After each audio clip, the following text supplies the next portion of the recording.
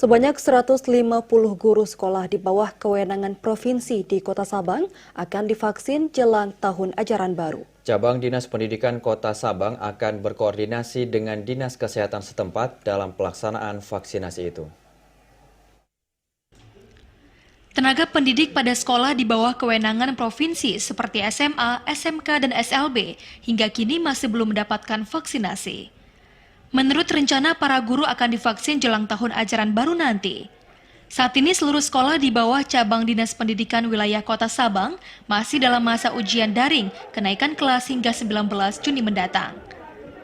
Menurut Kacapdin Pendidikan Wilayah Kota Sabang, Abdul Hamid, ada 150 guru sekolah menengah dan khusus terdata untuk divaksin. Sekalipun di bawah kewenangan provinsi, para guru tetap saja akan divaksin di Sabang.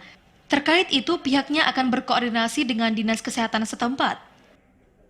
Persiapan yang pertama untuk menyambut tahun ajaran baru, guru harus divaksin semuanya.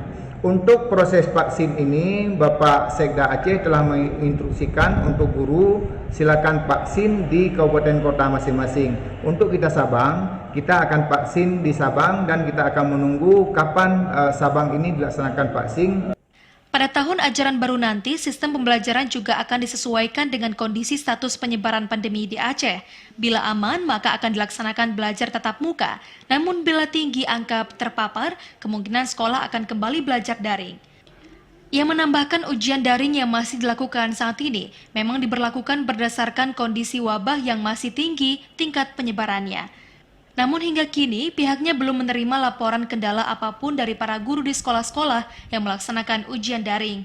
Dari Sabang, Mahfud, kontributor TVRI Aceh melaporkan.